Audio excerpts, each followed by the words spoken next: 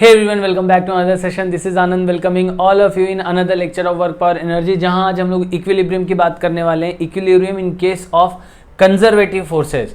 तो इक्विलिब्रियम है क्या?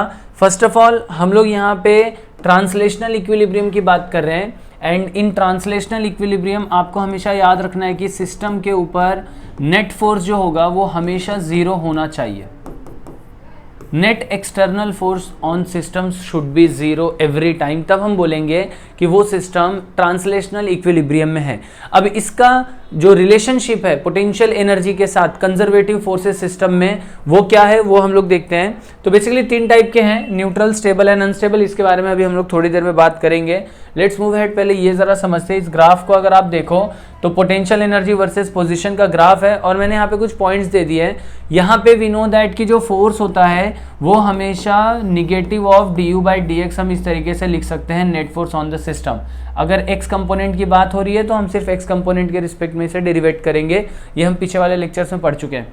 तो ए पॉइंट पे अगर आप एक चीज ध्यान दोगे, यहाँ पे we can also draw tangent at every point and this tangent will be nothing but according to derivative it is du by dx. यहाँ पे देखो पॉइंट ए पे जो टेंजेंट है वो निगेटिव स्लोप का है तो फोर्स क्या हो जाएगा? पॉजिटिव. यानी स्लोप है निगेटिव तो फोर्स हो जाएगा पॉजिटिव. बी पे भी आप देखो जो स्लोप है वो निगेटिव है तो फोर्स क्या हो जाएगा? पॉजिटिव. सी पे अगर मैं देखूं जो मेरा स्लोप है वो जीरो हो जाएगा and that's why force on the system will B zero at this particular point. ये जो पॉइंट है ना, पॉइंट सी, पोजीशन सी, ये position C, position D and position E, ये हमारे लिए इंटरेस्ट का पॉइंट है कि यहाँ पे ऐसा क्या हो रहा है. नेट फोर्स जीरो होने के साथ साथ तीनों अलग कैसे हैं ये भी बहुत इंपॉर्टेंट है. तीनों ही पॉइंट पे फोर्स जीरो है बट तीनों ही पॉइंट अलग अलग तरीके से डिफाइन किए गए हैं इन केस ऑफ इक्विलिब्रियम. इसको भी हम लोग आगे देखते हैं. तो ऐसे आप सारे पॉइंट्स के लिए भर सकते हो.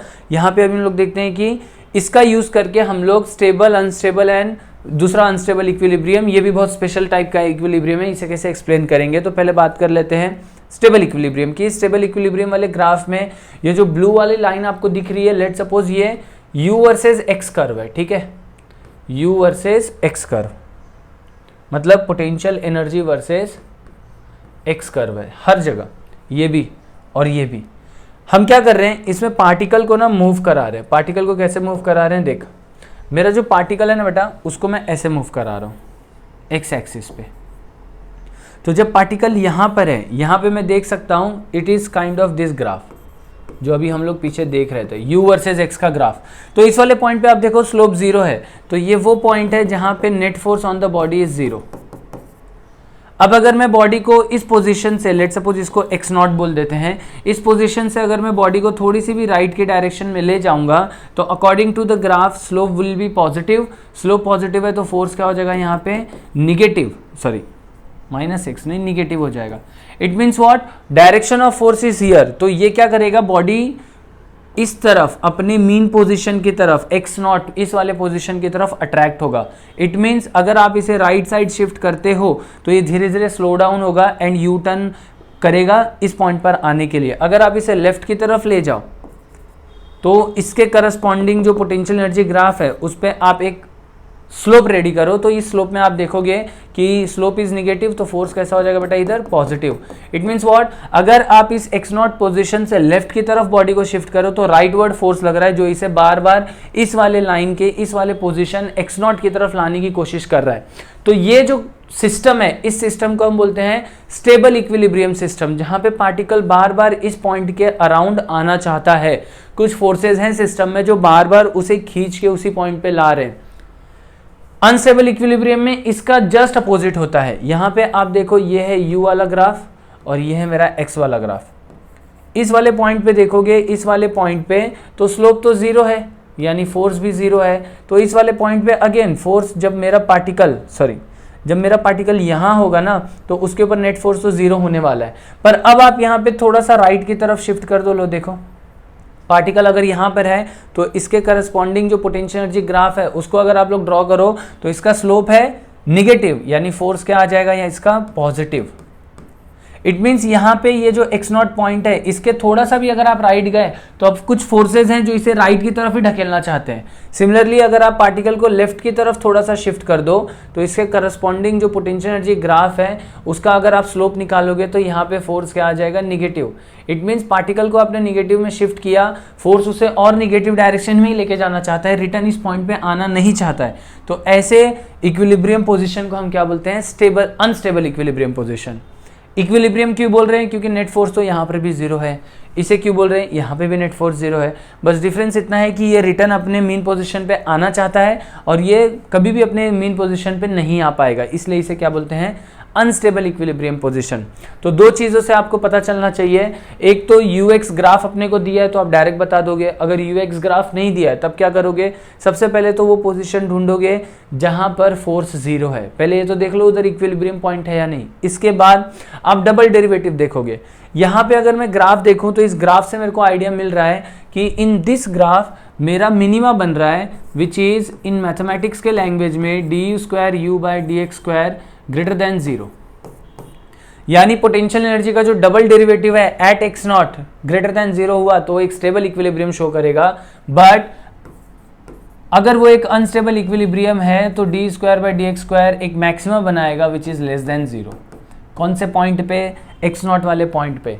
ये मैथमेटिक्स का लैंग्वेज है, ठीक है, फिजिक्स में मैंने आपको समझा दिया।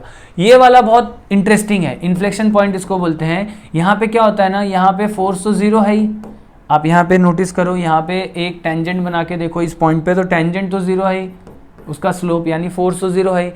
यहाँ पे डबल डेरिवेटिव ऑफ यू भी जीरो ही आता है। तो इसमें क्या है ना, पार्टिकल, इसमें भी आप देखो पार्टिकल कभी भी अपने इस वाले पोजीशन पे ना रिटर्न आएगा नहीं। आप उसे लेफ्ट में ढकेल दो तो लेफ्ट में ही भागते रहेगा, ठीक है। इस तरफ ढकेलो तो फोर्सेस भले ही इसे यहाँ पे खींच लेकर आए पर ये फिर रिटर्न आएगा नहीं, ये लेफ्ट की तरफ ही भागते रहेगा। मगर इस वाले केस में आप राइट में ढकेलो या लेफ्ट में, पार्टिकल बार बार अपने मीन पोजिशन पे आएगा ही आएगा। That's why it is called stable equilibrium point या stable equilibrium position. I hope आपको समझ में आ रहा होगा, नहीं समझ में आया तो please let me no in the comment box. आगे बढ़ते हैं अपन इस टॉपिक में। नेक्स्ट जो अपना है वो है, अच्छा क्वेश्चन है, क्या है भाई, the potential energy of a system is represented in the figure, U versus X graph दे दिया है, the force acting on the system will be represented as. बहुत ही ज़्यादा सिंपल है। एफ क्या होता है, एफ इक्वल्स होता है minus D you by D x. You versus x, या आप इसको क्या बोल सकते हो, minus slope of you versus X graph. अब देखो जीरो से लेके ए तक जो मेरा स्लोप है वो तो पॉजिटिव है, जीरो से ए तक स्लोप कैसा है, पॉजिटिव। अगर स्लोप पॉजिटिव है और कांस्टेंट है तो मेरा फोर्स निगेटिव और कांस्टेंट होगा। तो जब आप फोर्स का और पोजीशन का ग्राफ बनाएंगे एफ वर्सेस एक्स का, तो उसमें ध्यान देना कि यहाँ पे जीरो से लेके ए पॉइंट तक मेरा फोर्स जो है वो निगेटिव है एंड कांस्टेंट है। इस वाले केस में देखो यहाँ पे स्लोप जीरो है, अगर स्लोप जीरो है तो फोर्स भी जीरो हो जाएगा, यानी यहाँ से फोर्स जंप करेगा और ये एक्स एक्सिस के अलॉन्ग हो जाएगा हमेशा इधर से, क्योंकि ये तो जीरो लाइन है ना। ये हो गया इसका corresponding force versus position graph. Next question देखते हैं। हम लोग पहले इजी क्वेश्चन से ही जाएंगे, धीरे धीरे लेवल ऑफ क्वेश्चन बढ़ाएंगे, ठीक है। एंड दिस इज, आपको बता दूं फॉर योर इन्फॉर्मेशन कि ये सेकंड लास्ट लेक्चर है इस टॉपिक का। इसके बाद एक लास्ट लेक्चर होगा, बस फिर वर्क पावर एनर्जी खत्म हो जाएगा and afterwards will gonna start circular motion. तो अगर आप लोग ने चैनल सब्सक्राइब नहीं किया तो प्लीज़ आगे अपन बढ़ते हैं। The body is in stable equilibrium. यहाँ पे देख, बहुत सारे बच्चे क्या करते हैं ना, ये ग्राफ देखा, समझ रहे हैं अरे ये तो अनस्टेबल इक्विलिब्रियम है, पर ये क्वेश्चन ही अलग है। क्वेश्चन क्या है, अपने को एफ वर्सेस एक्स का ग्राफ दे दिया है, फोर्स वर्सेस पोजीशन का ग्राफ, और मुझे पूछा है कि x1 और x2 में दोनों में कौन स्टेबल इक्विलिब्रियम रिप्रेजेंट कर रहा है। तो याद है फोर्स वाले से हम लोग ने सीखा था, स्टेबल इक्विलिब्रियम में फोर्स हमेशा पार्टिकल को उसी पॉइंट पे लाने की कोशिश करता है। तो अगर मैं x2 पोजीशन देखूं, x2 के राइट साइड अगर पार्टिकल शिफ्ट होगा तो फोर्स देखो, ग्राफ नीचे जा रहा है यानी फोर्स लग रहा है निगेटिव, फोर्स इधर लगेगा, समझा। पार्टिकल गया राइट में पर फोर्स है इधर। x2 के लेफ्ट में देखो, x2 के लेफ्ट में ग्राफ ऊपर है यानी पॉजिटिव रीजन में, यानी पार्टिकल लेफ्ट में जा रहा है बट फोर्स किधर लग रहा है, राइट में। क्या ये स्टेबल इक्विलिब्रियम वाले जैसा नहीं दिख रहा है जैसा अभी थोड़ी देर पहले अपन ने किया था।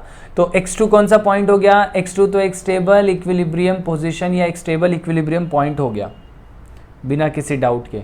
x1 को भी देख लेते हैं क्योंकि यहाँ पे बोथ भी एक ऑप्शन है, तो इसको भी चेक कर लेते हैं।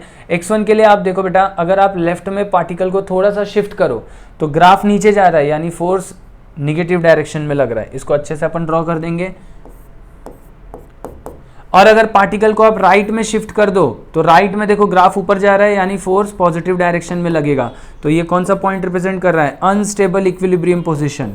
तो सिर्फ और सिर्फ x2 ही एक स्टेबल इक्विलिब्रियम पोजीशन को रिप्रेजेंट कर रहा है, x1 नहीं। x1 एक अनस्टेबल पोजीशन को रिप्रेजेंट कर रहा है, अनस्टेबल इक्विलिब्रियम पोजीशन को। Conservation of mechanical energy.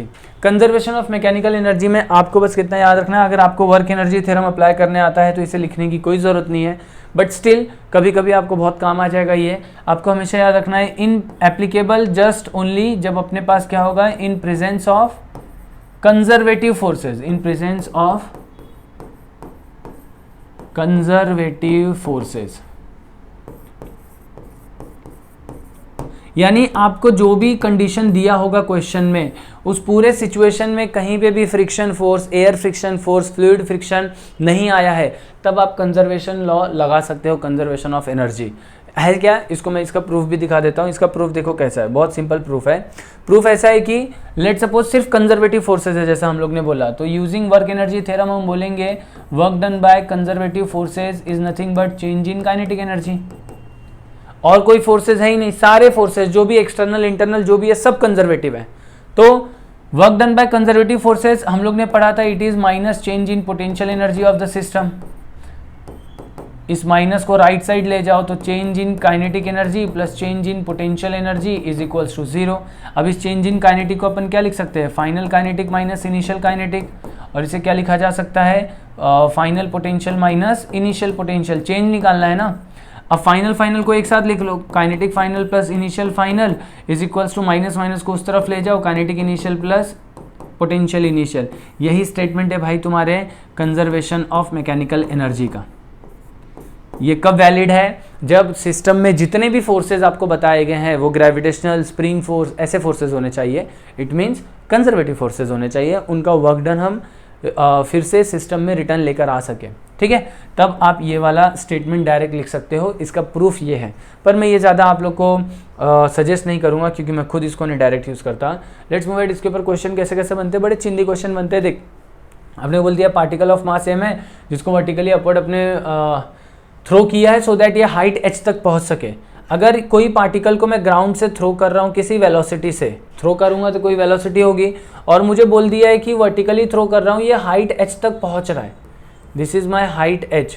तो इसका मतलब अगर आपको काइनेमेटिक्स का रिजल्ट नहीं याद है तो आपको याद होना चाहिए, ये डायरेक्ट वहाँ से उठाया गया है, इसकी वेलोसिटी होनी चाहिए √2gh, तभी ये हाइट h तक पहुँच पाएगा। अब अपने को पूछा है find ratio of its kinetic to potential energy, जब ये कहाँ पे था, h/5 हाइट पे था। तो h/5 हाइट कहाँ आएगा, तो लेट सपोज ये पूरा h है तो ये कोई हाइट होगी, है ना, दिस इज हाइट h/5। यानी जब वो h/5 इस हाइट पर होगा उस समय उसकी काइनेटिक और पोटेंशियल एनर्जी का रेशियो क्या होगा। तो लो भाई यहाँ पे पता नहीं काइनेटिक एनर्जी कितनी होगी, मान लेते इस समय वेलोसिटी है v1। पोटेंशियल एनर्जी तो पता है यहाँ पे, क्योंकि पोटेंशियल एनर्जी तो सिर्फ ग्रेविटी की वजह से आएगी, और ये आ गया अपना ग्राउंड लेवल जिसको मैं 0 पोटेंशियल एनर्जी मान सकता हूं। तो एट h/5 पोटेंशियल एनर्जी कितनी हो जाएगी बेटा, पोटेंशियल एनर्जी हो जाएगी mgh/5, करेक्ट है। बचा क्या, काइनेटिक एनर्जी। तो अभी यहाँ पे ना आप कंजर्वेशन ऑफ मैकेनिकल एनर्जी लगा लो तो अपने को क्या मिलेगा, conservation of mechanical energy, kinetic energy plus potential energy initial equals to kinetic energy plus potential energy final. तो इनिशियली ग्राउंड पे था, पोटेंशियल एनर्जी तो 0 हो गई, और काइनेटिक एनर्जी कितनी है, half mv²। Final kinetic energy कितनी है, यही तो अपने को चाहिए, और फाइनल पोटेंशियल एनर्जी कितनी है, mgh/5, mgh/5। बस फाइनल काइनेटिक एनर्जी निकाल लो भाई, यहाँ से अपने को क्या मिलेगा, final kinetic energy is this. इस वैल्यू में आप देखो 2gh पुट करो, 2 कैंसिल हो जाएगा, सिर्फ बचेगा mgh, और ये mgh/5 लेफ्ट साइड आएगा तो हो जाएगा माइनस mgh/5। ठीक है, इसे सॉल्व करोगे तो फाइनल काइनेटिक एनर्जी कितना मिल जाएगा, 4 mgh/5। अब पोटेंशियल एनर्जी मिल चुका है, काइनेटिक एनर्जी आप निकाल चुके हो। अपने को किसका रेशियो पूछा है, काइनेटिक टू पोटेंशियल, तो आंसर आएगा 4:5। अरे कुछ गलत कर दिया क्या, 5 - 1 4:5। अच्छा 5 कैंसिल होगा तो 4:1 आंसर आएगा ऑप्शन सी। ठीक है, ऐसे बेसिक क्वेश्चन आ जाते हैं, ठीक है, नीट लेवल में। अभी हम लोग और अच्छे अच्छे क्वेश्चन पढ़ेंगे। लो ये आ गया, जेई लेवल टाइप क्वेश्चन आ गया। Particle is release from rest, एक हाइट 100 मीटर से अपन ने इसको 2 kg वाले पार्टिकल को रेस्ट से रिलीज किया है। 20 मीटर हाइट पे आने के बाद यहाँ पे ये प्लेटफॉर्म खत्म हो रहा है, तो अपने को मालूम है अब जो मेरा पार्टिकल है ना, वो पार्टिकल रुकेगा थोड़ी, उसके पास कुछ ना कुछ तो वेलोसिटी है, तो वो आगे भागेगा and it will do projectile. Projectile करके कुछ ना कुछ तो रेंज कवर करेगा। देख रहे हो ये दो पार्ट, ये वर्क पावर एनर्जी वाला पार्ट है जिससे आपको वी पता चलेगा, और ये काइनेमेटिक्स वाला पार्ट है, प्रोजेक्टाइल मोशन वाला, जिससे आपको ये रेंज पता चलेगा। तो आप यहाँ से यहाँ तक वी निकाल सकते हो। लो निकाल लो भाई, कंजर्वेशन ऑफ मैकेनिकल एनर्जी से तो क्या मिलेगा अपने को? इनिशियल काइनेटिक एनर्जी रेस्ट पे था तो 0, इनिशियल पोटेंशियल एनर्जी ग्राउंड से था तो कितना हो जाएगा 2g इंटू हाइट कितनी है 100 metre is equals to final kinetic energy मालूम नहीं है, मगर final potential energy height 20 metre है तो कितना हो जाएगा 2g इंटू 20। आप सॉल्व करोगे तो काइनेटिक एनर्जी फाइनल कितना मिल जाएगा 100 माइनस 20 80 इंटू 2g। जी का वैल्यू 10 ले लेते हैं, ठीक है। KF कितना है? KF हो जाएगा हाफ m, और इस समय वेलोसिटी है v स्क्वायर, ये कितना हो जाएगा 160 और 1600 हो जाएगा क्या बराबर। मास कितना है 2 kg, तो 2 से 2 गया, और v कितना आ जाएगा फिर 40 मीटर पर सेकेंड। ये आंसर नहीं है, अपने को रेंज निकालना है। तो अब देख, इसके बाद अपने को मालूम है, हम लोगों ने प्रोजेक्टाइल मोशन में ऐसा एक केस पढ़ा था कि एक हाइट से अगर मैं किसी पार्टिकल को थ्रो करूं किसी वेलोसिटी से तो कोई रेंज कवर करेगा। ये रेंज का फॉर्मूला क्या होता था, आपको अगर नहीं याद है तो you should remember this silly things, ये आपको याद रहना चाहिए, ये सारे स्पेशल रिजल्ट्स हैं। ये रेंज का फॉर्मूला क्या हो जाता था, velocity into time of flight, जो आंसर कितना आता था √2h/g। यहाँ पे कितने हाइट से गया है 20 मीटर से ना, बस वैल्यू पुट कर दो आपका आंसर आ जाएगा। कितना हो जाएगा 40 into 2 into 20 and divide by g का वैल्यू 10 ले लो, तो यहाँ से 2 आ जाएगा बाहर, आंसर आ जाएगा कितना 80 मीटर्स। तो रेंज कितना हो जाएगा यहाँ पे 80 मीटर्स कवर करेगा ये वाला पार्टिकल, ठीक है। आई होप तुम्हें समझ में आया हो, नहीं समझ में आया तो please let me no in the comment box, मैं बताऊंगा वहाँ पे। आगे बढ़ते हैं अच्छे क्वेश्चन की तरफ। ये क्वेश्चन दमदार है। इस क्वेश्चन में अपने को देखो पोटेंशियल एनर्जी और एक्स का ग्राफ दे दिया है और मास दे दिया है पार्टिकल का 2 kg। अब हम लोग को बस बोल दिया है कि भाई चारों ऑप्शन में से कौन सा ऑप्शन इनकरेक्ट है ये ढूंढो। चलो पहला ऑप्शन क्या है, if it is released at the origin. अगर मेरा पार्टिकल, ये ध्यान देना, बच्चे क्या सोचते हैं ना कि पार्टिकल ऐसे ऐसे मूव करेगा, नहीं रे भाई, ये बस पोटेंशियल एनर्जी है, पार्टिकल बस ऐसे ऐसे मूव करेगा एक्स एक्सिस पे और कहीं नहीं मूव करेगा। चलो तो अभी अगर मेरा पार्टिकल एक्स एक्सिस पे मैं उसको ओरिजिन पे छोड़ूं, it will move in negative x direction. चलो देख लेते हैं, अगर मैं इसको रिलीज करता हूँ, थ्रो नहीं करता हूँ, इस पॉइंट पे पार्टिकल कहाँ जाएगा ये तो डिसाइड करेगा उसका फोर्स। और फोर्स किससे निकालेंगे, फोर्स निकालते हैं हम लोग -du/dx से। किससे निकालते हैं, -du/dx। तो इस पॉइंट पे देख स्लोप कैसा है पॉजिटिव, तो फोर्स आएगा निगेटिव, यानी पार्टिकल लेफ्ट में जाने की टेंडेंसी शो करेगा। यस, तो पहला वाला ऑप्शन करेक्ट है, इनकरेक्ट अपने को ढूंढना है।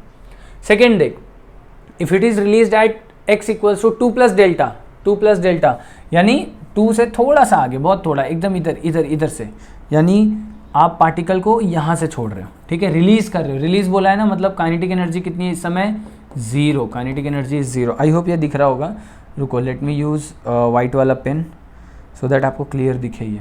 हाँ, पार्टिकल को यहाँ से अपन ने रिलीज किया, काइनेटिक एनर्जी 0 है।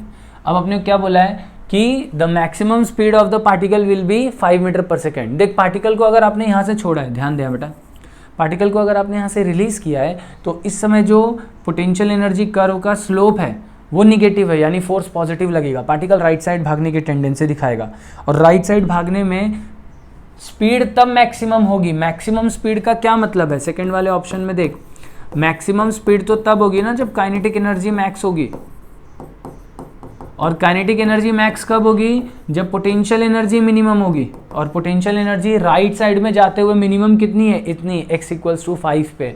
और अपने से पूछा भी है कि इसकी maximum speed 5 metre per second होनी चाहिए। तो अपन क्या करेंगे, इस वाले पोजीशन पे और इस वाले पोजीशन पे जब पार्टिकल 5 पे पहुंचेगा, अगर पहुंचता है तो अपन लेट सपोज 100% पहुंचेगा, क्योंकि यहाँ तक तो देखो स्लोप हमेशा निगेटिव है तो राइट साइड ही फोर्स लगेगा, तो पार्टिकल इधर भागते ही रहेगा। तो x equals to 2 and x equals to 5 पे कंजर्वेशन ऑफ मैकेनिकल एनर्जी लगा देते हैं अपन। At x equals to 2 and x equals to 5। तुम्हें समझ में आया यहाँ पे क्यों x इक्वल्स टू 5? क्योंकि x इक्वल्स टू 5 पे मिनिमम पोटेंशियल एनर्जी है ना, तभी तो काइनेटिक एनर्जी मैक्स होगी। अब लगा लो भाई, तो x इक्वल्स टू 2 पे काइनेटिक एनर्जी तो 0 थी, पोटेंशियल एनर्जी कितनी है? पोटेंशियल एनर्जी है +10। x इक्वल्स टू 5 पे काइनेटिक एनर्जी पता नहीं, और पोटेंशियल एनर्जी कितनी है? -15। आप काइनेटिक एनर्जी कितनी हो जाएगी? -15 राइट साइड लेकर आओ 25। और काइनेटिक एनर्जी का फॉर्मूला क्या होता है? हाफ mv² ना, m भी 2 है, देखो half mv² equals to 25। m और 2 दोनों सेम है, तो v कितना आ गया? v मैक्स कितना आ गया? 5 मीटर पर सेकेंड, यानी सेकेंड ऑप्शन भी करेक्ट है। सेकेंड ऑप्शन भी करेक्ट है। थर्ड ऑप्शन देखते हैं, if initially the particle is at x equals to -10, यानी अगर यहां हुआ तो पार्टिकल, तब क्या बोल रहा है कि वेलोसिटी अगर √6 i कैप है, यानी यहाँ काइनेटिक एनर्जी 0 नहीं है, यहाँ पे काइनेटिक एनर्जी कुछ तो है। कितनी है वो अपन निकाल लेंगे, कुछ पॉजिटिव है, >0 ले लेते हैं, यानी पार्टिकल की वेलोसिटी राइट साइड में है। तो अपने को बोला है it will cross x equals to 10, ये x इक्वल्स टू 10 पक्का क्रॉस करेगा। देखो ज़रा आप, यहाँ पे इसके पास जब पार्टिकल x इक्वल्स टू -10 पे है तो पोटेंशियल एनर्जी 15 है, और काइनेटिक एनर्जी कुछ तो है, कितनी है पता नहीं, कुछ तो है, अभी अपन निकाल सकते हैं उसे। तो हो सकता है कि ये 15 तक ही रिटर्न आए अगर इसके पास कोई काइनेटिक एनर्जी नहीं होती, पर काइनेटिक एनर्जी है, तो इसका मतलब ये पोटेंशियल एनर्जी 15 को भी क्रॉस कर सकती है। अब x इक्वल्स टू 10 तक पहुंचने के लिए उसकी पोटेंशियल एनर्जी कितनी होनी चाहिए? 20। अगर पार्टिकल यहां तक पहुंची, इफ लेट सपोज यहां तक पहुंच भी गई और यहां पे इसकी काइनेटिक एनर्जी हो जाती है 0, अगर ये सीन हो गया तो इसका मतलब वो x इक्वल्स टू 10 पहुंच जाएगा। बट अगर x इक्वल्स टू 10 से पहले ही उसकी काइनेटिक एनर्जी और सारी एनर्जी 0 हो गई तो वो कभी नहीं पहुंचेगा। तो अपन ऐसा मान लेते हैं कि let suppose x equals to -10 से ये शुरू हुआ और x इक्वल्स टू +10 पे पहुंचते हुए उसकी काइनेटिक एनर्जी 0 हो गई। तो अपन थर्ड ऑप्शन चेक करते समय क्या करेंगे? यहाँ पे लगाएंगे x equals to -10 and x equals to +10, इनके बीच में कंजर्वेशन ऑफ मैकेनिकल एनर्जी लगा दो। अगर काइनेटिक एनर्जी 0 आ गया यहाँ पे पहुँचते पहुँचते, तो समझ जाना वो पहुँच जाएगा। तो अपने को basically kinetic energy find out करना है, वो 0 है नहीं। तो यहाँ पे काइनेटिक एनर्जी कितनी हो जाएगी? यहाँ पे हो जाएगी हाफ mv², v कितना दिया है? √6, तो आंसर आ जाएगा 6, प्लस पोटेंशियल एनर्जी इस समय कितनी है? 15। फाइनल काइनेटिक एनर्जी नहीं मालूम, इसको ऐसे ही रखते हैं, और उस समय पोटेंशियल एनर्जी कितनी है? 20। अब इसे सॉल्व करो, m से m गया, 15 + 6 कितना हो गया बेटा? 15 + 6 हो गया 21, और ये इधर आएगा तो फाइनल काइनेटिक एनर्जी कितनी हो जाएगी? 1 जूल। यानी अगर मैं कंसिडर करता हूँ मेरा पार्टिकल सिर्फ यहाँ तक पहुँचे तो भी उसके पास काइनेटिक एनर्जी 1 जूल बची हुई है। इट मीन्स ये 101% क्रॉस कर जाएगा इस पॉइंट को, ठीक है। अब लास्ट है अपने पास x इक्वल्स टू -5, ये और x इक्वल्स टू +5, देख रहे हो दोनों point, x equals to -5 and x equals to +5, ये दोनों ही अगर आप देखो तो मिनिमा बना रहे हैं which is stable equilibrium point. तो ये जो फोर्थ ऑप्शन है ये रॉन्ग है, थर्ड तो करेक्ट हो गया था, फोर्थ ऑप्शन रॉन्ग है। तो इनकरेक्ट स्टेटमेंट कौन सा है? फोर्थ वाला, x equals to 5 and x equals to -5 both are stable equilibrium position. कैसे पता चला? u वर्सेज x के ग्राफ से पता चला, मिनिमा बना रहा है, लोकल मिनिमा दो जगह, तो दोनों जगह आपको स्टेबल इक्विलिब्रियम पोजीशन मिल जाएगा। Let's move ahead with another question.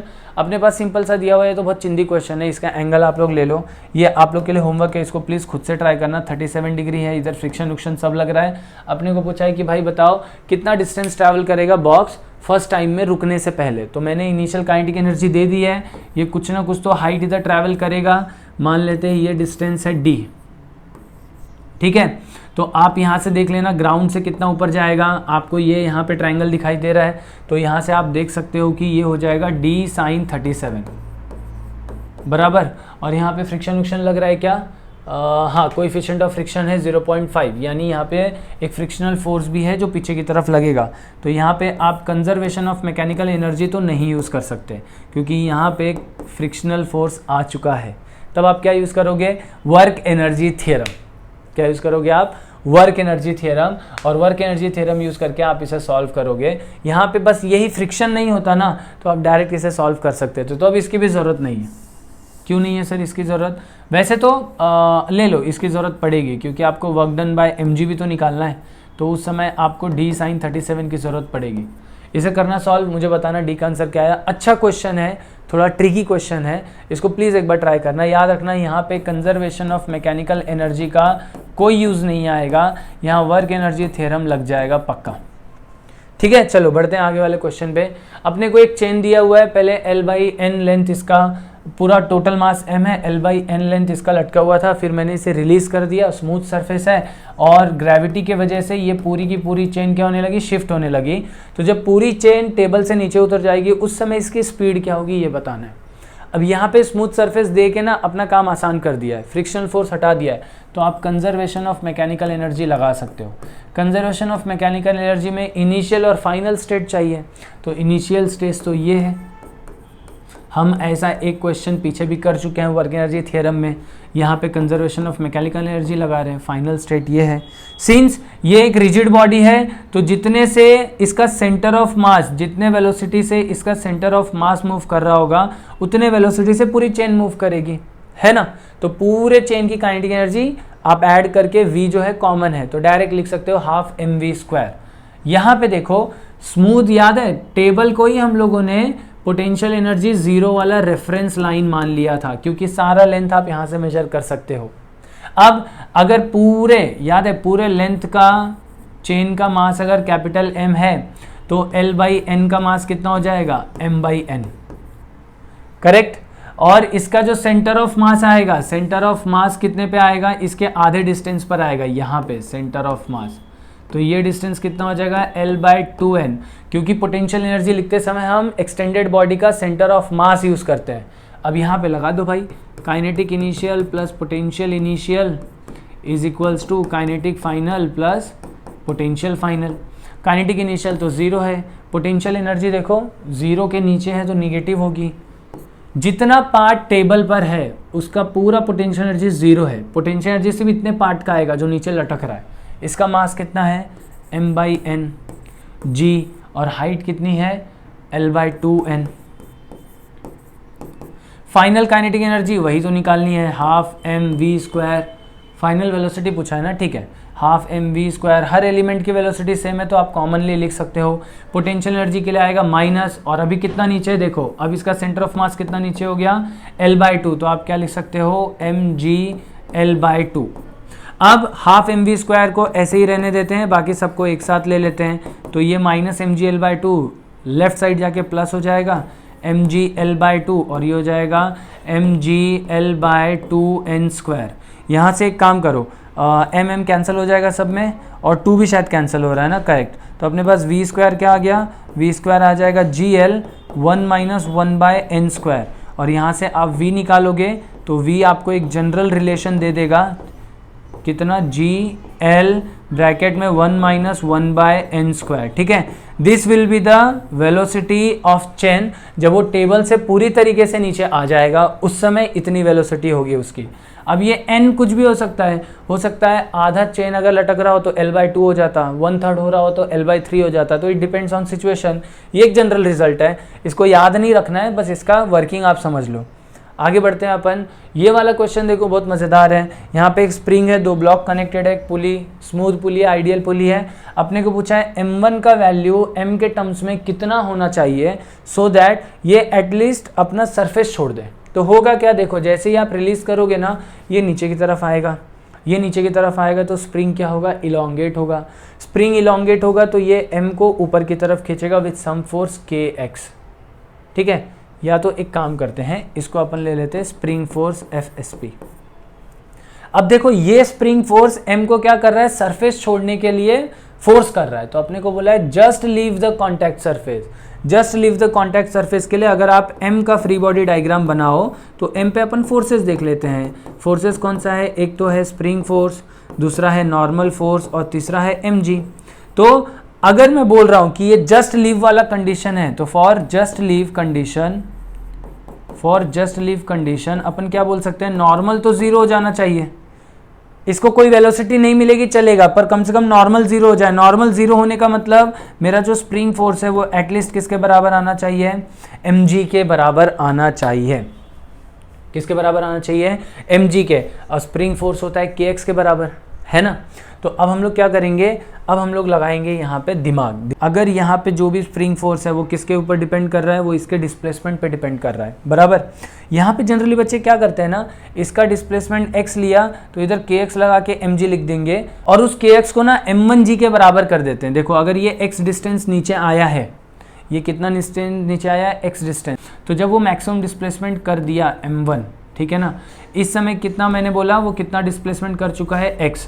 बच्चे क्या करते हैं ना, इसके ऊपर जो टेंशन है और जो m1g है उनको बराबर लिख लेते हैं, but this is not true, क्योंकि स्प्रिंग वाले सिस्टम में आपको याद होगा, स्प्रिंग ब्लॉक सिस्टम में जब ब्लॉक अपने मैक्सिमम डिस्प्लेसमेंट पे पहुंचता है उस समय उसका एक्सेलरेशन नहीं जीरो होता है, वेलोसिटी जीरो होती है। तो आप इन फोर्सेस को कभी भी इक्वल नहीं कर सकते, इट इज़ नॉट पॉसिबल। ये बच्चे बस इधर ही गलती करते हैं, T इक्वल्स टू m1g लिखते हैं क्योंकि उन्हें मालूम है ब्लॉक आगे जाके रुक जाएगा, वेलोसिटी जीरो हो जाएगी। अरे बाबा वेलोसिटी जीरो ही है, एक्सेलरेशन नहीं, तो आप यहाँ पे फोर्सेस को इक्वेट नहीं कर सकते। तब क्या करें, अगर आप फोर्स इक्वेशन से इसे सॉल्व करने जाओगे तो आपके लिए बहुत महंगा पड़ेगा। तो इससे अच्छा क्या करो, आप लोग इसे कंजर्वेशन ऑफ मैकेनिकल एनर्जी से करो। कंजर्वेशन ऑफ मैकेनिकल एनर्जी क्या बोलता है, जो भी टोटल एनर्जी है पहले और जो टोटल एनर्जी बाद में हमेशा कांस्टेंट होनी चाहिए। तो इनिशियली तो सब रेस्ट पर है, कुछ नहीं है, और इसी लाइन को मैं पोटेंशियल एनर्जी जीरो ले लेता हूँ। सर इसको क्यों, आप ग्राउंड को ले लो ना, आप किसको ले लो, ग्राउंड को, तो चलो ठीक है ग्राउंड को ले लेते हैं। अब देखो ग्राउंड जितना भी होगा, चेंज इन पोटेंशियल एनर्जी, आपको याद है कंजर्वेशन ऑफ मैकेनिकल एनर्जी क्या है, change in kinetic energy plus change in potential energy should be equals to zero, sorry plus नहीं माइनस आएगा, minus change in potential energy equals to zero, यही था ना। अभी भी ब्लॉक रुका हुआ है, एक्स डिस्टेंस के बाद भी ब्लॉक रुक जाएगा और कोई भी ब्लॉक मूव नहीं कर रहा है इनिशियल और फाइनल कंडीशन में, तो चेंज इन काइनेटिक एनर्जी तो जीरो होने वाली है। चेंज इन पोटेंशियल एनर्जी में किसका किसका पोटेंशियल एनर्जी आएगा, change in potential energy of spring plus change in potential energy of block m1, क्योंकि m तो कहीं पे शिफ्ट हुआ ही नहीं, वो तो वहीं पर है, जस्ट लीव कर रहा है, तो उसका change in potential energy zero हो जाएगा। आप चाहिए तो लिख भी लो भाई, plus change in potential energy of m which is equals to zero, तो ये तो जीरो हो जाएगा, बराबर। अब देख m1 कितना नीचे आया, x नीचे आया, तो अगर आप ले लो यहाँ पे चेंज इन पोटेंशियल एनर्जी का क्या फॉर्मूला था, हाफ के x इनिशियल स्क्वायर, इनिशियली तो भाई ये बिल्कुल भी नहीं हिला, फाइनली कितना गया, x डिस्टेंस पे गया, ये हो गया potential energy of spring force, ठीक है यही हो जाएगा। नहीं एक्चुअली ना यहाँ पे ये वर्क डन का फॉर्मूला है, पोटेंशियल एनर्जी स्प्रिंग फोर्स का इनिशियल जीरो है और फाइनल कितना है, हाफ के एक्स स्क्वायर, तो फाइनल माइनस इनिशियल ऐसा होगा, हाँ ये करेक्ट है। प्लस पोटेंशियल एनर्जी m1 का फाइनल और माइनस इनिशियल, तो नीचे आया ना, ये थोड़ा सा नीचे आया, तो जो इसका पोटेंशियल एनर्जी होना चाहिए वो कैसा होना चाहिए, निगेटिव, हट रहे, ये हो जाएगा minus m1gx is equals to zero. देखो ना इनिशियल और फाइनल में फाइनली नीचे आया तो पोटेंशियल एनर्जी उसकी गिरी, इसलिए वो निगेटिव आएगा। अब आप यहाँ पे माइनस अंदर ले जाओ तो ये हो जाएगा माइनस हाफ के एक्स स्क्वायर और ये हो जाएगा plus m1gx is equals to zero. इसे सॉल्व करो तो देखो हाफ के एक्स स्क्वायर उधर चला जाएगा, पॉजिटिव हो जाएगा, एक्स एक्स कैंसिल होके kx इक्वल्स टू 2m1g हो जाएगा। क्या यही kx मेरा स्प्रिंग फोर्स है, तो स्प्रिंग फोर्स कितना हो जाना चाहिए, 2m1g के बराबर हो जाना चाहिए। और इसको मैं फ्रॉम 1 क्या लिख सकता हूँ, अगर इसको इक्वेशन 1 दे दे तो अपन क्या लिख सकते हैं, 2m1g should be equals to mg, और g कैंसिल हो जाएगा तो m1 का वैल्यू कितना आया, the minimum value of m1 should be half of this mass. तो ये है आपका करेक्ट आंसर। बच्चे गलती बस इधर ये करते हैं कि यहाँ पे ये जो टेंशन फोर्स और m1g है दोनों को इक्वेट कर देते हैं, आप ऐसा नहीं करना, इसका रियल आंसर है m/2। चलो ठीक है, कैसा लगा ये वाला क्वेश्चन कैसा लगा प्लीज़ मेरे को बताना आप लोग कमेंट बॉक्स में। बढ़ते हैं अपन आगे अपने पास है और भी ज़बरदस्त क्वेश्चन। ये वाले क्वेश्चन हम लोग अलग सीरीज में करेंगे, वैसे ही वीडियो बहुत लंबी हो चुकी है, आप लोग देख लो। Thank you for attending the session guys, please let me know your thoughts in the comment box, और वीडियो लाइक कर देना, सब्सक्राइब कर देना चैनल को। मिलते हैं हम लोग अगले वीडियो में, तब तक के लिए बाय बाय।